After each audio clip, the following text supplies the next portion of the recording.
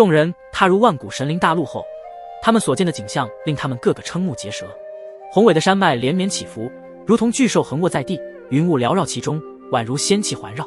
一条条奔腾的河流波光粼粼，仿佛镶嵌在大陆上的蓝色宝石。这里的花草树木与九大界截然不同，散发着独特的光芒，让人感到一股强大的生命力在涌动。萧炎环顾四周，只见一只只奇异的生物在林间穿梭，它们或飞翔，或奔跑，或在水中游弋，每一种都充满了神奇的力量。呼，他深吸一口气，感受到了万古神灵大陆空气中弥漫着的古老而神秘的纯净气息，这是万古神灵大陆独有的味道，既令人敬畏，又让人沉醉。但是萧炎总感觉这万古神灵大陆中存在着某种极为隐秘的特殊气息，那种特殊气息又是他说不上来的感觉。万古神灵大陆终于又一次站在这片大陆上了。这时应龙神族的大龙尊主和小龙尊主仿佛回到了自己熟悉的老地方，那种久远的古老熟悉气息也是朝着他们扑面而来。当年天古浩劫之后，这片万古神灵大陆也因此消失，原来一直存在于神藏的中心处。双龙尊主一脸的感叹，对于这个大陆有着极其浓烈的情感。大家有没有感觉到这片万古神灵大陆中存在着某种隐秘的特殊气息？萧炎的这一句话一出，众人先是有些一愣，然后相互的看了一眼，认真的感应了周围的所有可能的气息。但很快他们个个摇摇头，盘龙微眯着自己的龙瞳，带着一丝疑惑好奇的目光看向萧炎。萧炎兄弟，我们利用神魂力量去感应过这里的所有能量，并没有感知到你所说的那种隐秘的特殊气息。萧炎一听，这让他感到更加的疑惑起来，他的目光又在四周打量了一番，摸了摸自己的下巴道：尊主前辈，这个万古神灵大陆与千万载前还是保留的一模一样吗？萧炎忍不住好奇地问道。他的声音在这片万古神灵的空气中回荡。双龙尊主转过身，目光深邃地望着他。对，经过了千万载的时间，万古神灵大陆中的每一处景物都与千万载之前一模一样，没有任何的变化，唯一发生改变的就是当年生存在这片顶尖超级神灵大陆上的万古神灵全部消失，没有任何他们的影子。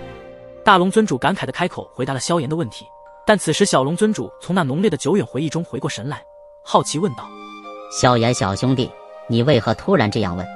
萧炎我没有隐瞒，解释道：因为我感觉到这万古神灵大陆奇怪，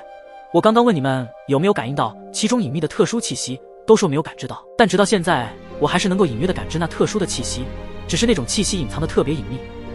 你们感知不到，难道只有我一个人感知到了？就在萧炎分析其中的不解之时，远处的金地天盟主和九位副盟主也都是一脸疑惑地看着萧炎。盟主大人，那小子在说什么？什么特殊的气息？爱副盟主靠近金地天盟主身旁道：连本盟主都无法感知他口中所说的那股特殊气息存在，想必应该根本就没有他所说的特殊气息。对方这样说，就是要引起我们内心对这万古神灵大陆的紧张，真是好深的城府。金地天盟主一脸没有好气地看了看萧炎一眼，要不是有应龙神族的那两位双龙尊主在此，他早就已经将萧炎击杀了。然而就连金地天盟主都不知道的是，其实萧炎所说的特殊气息乃是真的，因为真如萧炎所说，只有他一个人才能感知到这万古神灵大陆中的那股隐秘的特殊气息，大家都感知不到，真的只有我才感知到吗？这万古神灵大陆有些诡异啊。萧炎凝视着这方万古神灵大陆的天际，自言自语地呢喃了一声：不对，那不是隐秘的特殊气息，而是那特殊气息无处不在。无处不在的特殊气息不可能啊，萧炎兄弟能够感觉到，那我们为何感觉不到？众人对于萧炎所说的话也陷入了认真的思考当中。很奇怪，这万古神灵大陆太诡异了。萧炎不停地摇了摇头，除了那股无处不在的特殊气息之外，他总感觉到某种毁灭的气息也这万古神灵大陆中蠢蠢欲动。这种诡异万分的感觉让萧炎的心底产生了无比不安的情绪波动。尊主前辈，你们真的觉得这里和千万载之前的万古神灵大陆一模一样吗？萧炎再次确认地问道。萧炎小兄弟，这万古神灵大陆真的与我们在千万载前所见的万古神灵大陆一模一样，我们也很确定，没有一点的变化。见萧炎又这么问，双龙尊主也非常很肯定地回答：我有一个疑点，那就是千万载之前的天古浩劫以及那一场毁灭级的神灭之战，为何没有将当时的万古神灵大陆摧毁，而且还保留了如此完好的一面存在？你们都不觉得这件事情说不通吗？萧炎的话语在每个人的耳中回荡，每一个字都如同重锤敲打在场众人的心上。他们的表情瞬间凝固，眼神中流露出不解与迷茫，空气似乎也因这股疑惑而变得凝重，每个人都在默默地思考着其中的答案。他们都觉得萧炎说的没错。为何在那一场毁灭级的神灭之战和那一场灭纣的天古浩劫大战之后，几乎天古纪元时期的无数神灵大陆以及超级神灵大陆都被毁灭，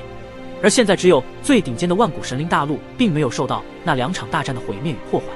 而且现在还与千万载之前的时候一模一样，这不管如何解释都无法被理解。这时谭龙乃是历经沧桑的造化神器，他眉头紧锁，双手紧握成拳，仿佛要从那模糊的记忆中抓住些什么。他的目光远望，似乎穿透了这片万古神灵大陆的深处，看到了那久远的过去。他努力回想着当年那模糊的画面，他似乎看到了那绝望无尽的毁灭力量正冲击万古神灵大陆。对，萧炎兄弟说的没错，我的模糊记忆中，当时的毁灭级神灭之战就在万古神灵大陆中发生，而且还受到了极其庞大恐怖力量的轰击，整个最顶尖的超级神灵大陆都被一瞬间劈成2半。可是现在这里所谓的万古神灵大陆为何又恢复到了原来一模一样的样子？难道说这是假的万古神灵大陆？谭龙带着一丝颤抖，透露出内心的震惊和对真相的渴望。众人闻言，个个都露出了难以置信之色，这种未知的事件更是让他们陷入了沉思。特别是2位神殿殿主，他们虽然不是天古纪元时期的人，也仿佛意识到这场未解之谜背后隐藏着足以撼动整个万古神灵大陆的秘密。